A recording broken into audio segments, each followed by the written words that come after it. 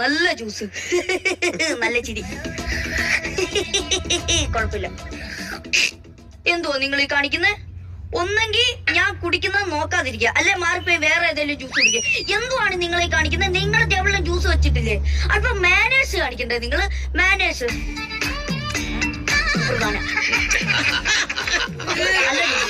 പശു കാടി കുടിക്കുകയാണെങ്കിൽ അടുത്ത ചോദ്യം ചോദിക്കട്ടെ? ചോദിക്കുവായിരുന്നു. ചേട്ടന്റെ ഫോൺ ഇഷ്ടമാണ്? ഈ ഫോണല്ലേ? അതെ അതെ.